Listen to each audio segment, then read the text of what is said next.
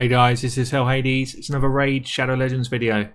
Today I want to show you how to build a double counter composition for Clan Boss. So I am focused on Ultra Nightmare Clan Boss, high-end endgame Clan Boss, but this can work on Nightmare and Ultra Nightmare equally well. Clearly this is not based at everybody in the game. I'm just trying to show you something different to my Clan Boss series at the moment. This is going to be for those few that have pulled two people that have got counter attack and have got the champions that can kind of back it up. But what I've seen is this works best with Skull Crusher as one of the counter attackers, and then either a Martyr or a Valkyrie as the other counter attacker. Reason being is that Skull Crusher is actually really good. He's really good. He's got this ability which means he protects your team and takes half of their damage for one of the hits. So even though he's the epic, he's actually got an amazing ability here to help you last longer into the game. So what I'm going to do is I'm going to show you the team setup I'm going to run. So I'm going to run Martyr as my lead. So we've got Martyr as my lead. She brings me decrease defense and decrease attack. And then she also brings the ability which gives a counter attack, and at the same time she puts up an increased defense. So really insane champion. I will then run alongside her Skull Crusher, who will take the second brunt of damage, and he has got the ability to put counter attack up as well. The counter attack is actually not the important part of this, it's the ally protection and the unkillable buff. Those two together make him really strong. So he will go in that same team. I've then got Bad Elkazar as my healer and poisoner. I've got Vizier as my debuff extender. And I've got Razin as my person who applies weaken. So the best thing about this is I've got 3 champions here which are all defense based. So when Martyr puts up her increased defense, all of my guys hit harder. I've got Bad El and Vizier, who between them kind of keep the poison ticking all the way through the fight. So I'm just going to show you how I built them because this is really important as well. So let's start with Martyr. So what we've done here is we've gone high defense, got nearly 5.4k defense. It's probably a little bit higher than I need it even. Good accuracy. I've gone speed tuned 191 to 209. So Martyr is my slowest at 192. I've gone high crit rate and okay crit damage. The only way I really get better than this is if I push my crit damage. So in terms of how I've done it, I start with my jewelry and I put the best accuracy banner I can find with the best speed roll I can get. I then look at my amulet and get defense on my amulet with some accuracy, and then I'll have a defense ring with some good rolls. I'll then try and find a way to get defense boots into my build. So you see here I've got 60% defense boots with speed roll. I've got good speed rolls then across the rest of my gear to give me enough speed to stay speed tuned. See this? I've got defense on my chest. Again, this could go up to 60%, but I've probably already got enough defense. So what I started to do when I got to that point of 5k defense, I started to say, well, now I need to look for more crit rate because I don't really need more defense. And that's where these gloves came from. So I've got a really good piece of, a really good roll on this defense gloves. I've got 2 rolls into crit rate and a roll into speed and crit damage, which for real end game builds is insane. You know, this is like an insane build with this much crit rate with this much defense. And then my last piece has just got a load of crit rate on it. So it's not even a set bonus. I don't care about that. I'm just looking for the best possible pieces that are going to make this build work. So Martyr is really, that's a real end game build. The only way it really gets better is if these are both 6-star items and this is an actual set bonus. But that's a really good build for Martyr. I then got my Skull Crusher. He's my only guy who's in lifesteal gear. He needs the lifesteal gear because when he takes a hit, he needs to heal back up because he can literally take a hit and go down to 0 HP or 1 HP. So he is the second fastest in my team, 194. Again, this 191 to 209 is the speed I need. 5.2k defense. So again, it's at that sort of 5k level. I don't need accuracy on him. We've got okay crit rate, good crit damage, and actually quite high HP as well. But with him, because I don't need accuracy, I can go into a defense banner. defense amulet, defense ring. You guessed it. Actually, no, he hasn't. He's got speed boots on. I still say you've guessed it. Defense boots. He's got speed boots on, but they've got a good roll in HP and defense, which is why I've gone that way. Defense chest in defense gear, defense gloves, and then I'm basically looking for defense rolls or HP rolls. You look at this one, I've got triple HP roll here, which is pretty nuts. Good speed rolls here. So yeah, so same sort of stuff again. If we then look at my Razin, so Razin is up at 4.7k defense, 198 speed, 240 accuracy, over 100% crit rate. So he's actually in crit rate gloves, but he's still in defense boots. So I managed to get good speed rolls across the gear again, and that's all I'm doing. I'm kind of, he's actually even in an HP chest. Who's in an HP chest, he's in crit rate gloves, and I've still got him at 4.7k defense. So it kind of shows that I'm just pushing the defense everywhere I go to get myself to that sort of level, and that's how you get to sort of end game builds.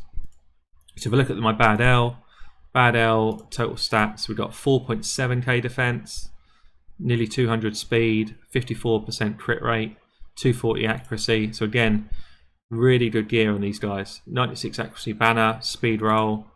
He's actually got a crit damage amulet on. He probably should be in a defense amulet actually. So I probably could roll this one up and get myself another chunk of defense and get myself up to that kind of 5k defense. But it's not a terrible thing because I heal when he does damage. So we could leave it. It might be something I change around at some point. But we've also got defense ring, and then he's in defense boots, defense chest, defense gloves. So everything here is about building that defense level up to near enough 5k. And then lastly, we've got my, who's my last person? Vizier. So Vizier, I actually want to die first in this comp. I want him to die first so that my Skull Crusher doesn't take too much damage when I get towards the end of the fight. And he's only actually having to take compensation for 4 champions instead of 5. But he's still at 4.4k defense, so he still lasts a very long time. I'm interested in perhaps trying to flick him into crit rate gloves at some point and seeing if earlier damage does more damage overall than kind of extended damage. But yeah, we've got him in defense gloves, defense chest, defense boots, same sort of setup, accuracy, defense with accuracy, and he's actually got an HP ring on. So again, he could go into a defense ring, but I've got good rolls on this one. So that is my setup. Because I've got Vizier, I'm able to do masteries which are defense based. So defense based here on Martyr, defense based on Skull Crusher. I've got support based on Bad L because I want to get additional turns on lasting gifts. I still make sure I don't take any of these speed enhancing masteries. So we go right down. I don't actually need this mastery. This doesn't help me at all. But I'm doing it to avoid taking any of these masteries where I might gain some sort of speed enhancement. Same sort of thing on Skull. On Razin, defense with offense, and on Vizier, same again, defense with offense. So you can see I've got only my Bad L has got support masteries. So let's get into the actual fight. I'll show you how we set it up. So Martyr is my lead. She's got one of the best lead allied defense auras in the game. I then have, this order doesn't matter too much, but this is the order in which we will counterattack. So we go 1, Martyr counterattacks, then Skull Crusher, then Bad L, then Razin, and then Vizier. You want, if you've got an extender, a debuff extender, you want them in this slot here. And if you had someone that did decrease attack on their A1, you would want them either as a leader or in number 1 slot. So let's get into the fight. I'll take it off of auto, so I just go straight in with my poison and heal. If I do that straight away, it means it will come back round exactly when I need it to cleanse after the clan boss does his stun. Go with my decrease attack and defense. So it's a real specific order to this. I want that up first because it enables everybody else in my team to do more damage. That's why Razin's going second. I don't use Skullcrusher's counter-attack yet. I'll use it on the next turn. And then Marta's we use now. So Marta's my first counter-attacker. She also puts my increased defense up, which means that all of my guys will be doing more damage. Somehow my Skullcrusher's just hit his heal reduction, which is really annoying because it means that we're going to have that up for the whole fight now. And then we do Skullcrusher's counter-attack here. So Skullcrusher will now take the lion's share of the damage on this one. Right the way through the fight, this will now roll. So at this point I can literally press auto and it will roll through, and I will keep that same flow because nobody's got turn meter adjustments on. But and because I've got Vizier in my team, and I'm very lucky to have him, he will just extend those debuffs right the way through the fight now. So I don't need to worry about debuffs. All I need to worry about is I manual it up until the point that I've got 10 debuffs up, because that way I don't get another silly debuff from Vizier, which he does put on. We see there I'm already up to 8 stacks on that poison, 5 stacks on my minimum one. It's just pretty much insane.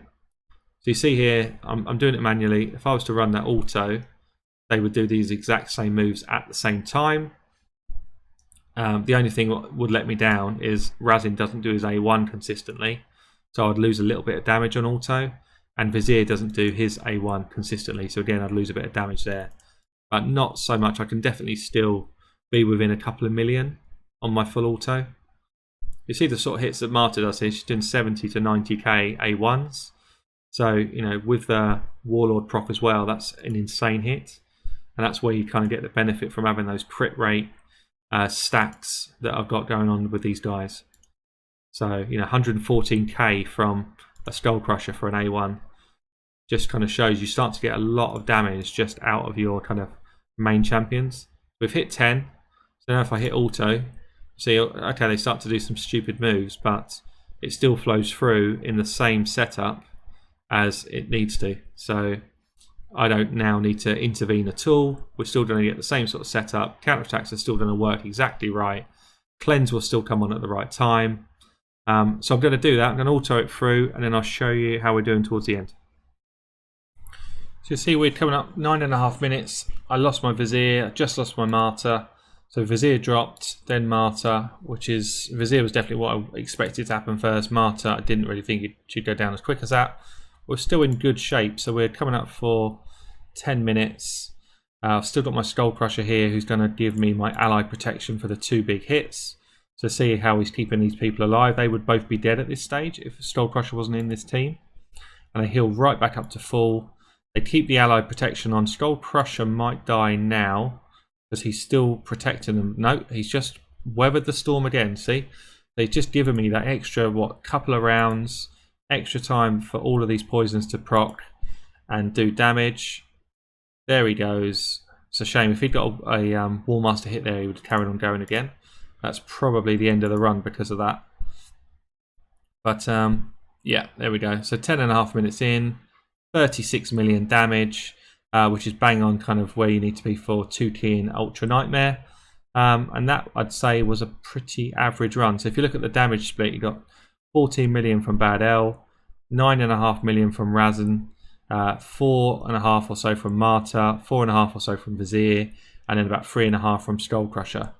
But what you don't see in this kind of Skullcrusher piece is how much he's kind of enabled everybody else to do their damage. So yeah, that is a double counter composition. Hopefully that's been interesting. I am going to do a bit more kind of early game free-to-play stuff content coming up, so I know that you want to see it, but I thought that might be interesting just as I'd got my double counter set up. This has been Hell Hades, signing out.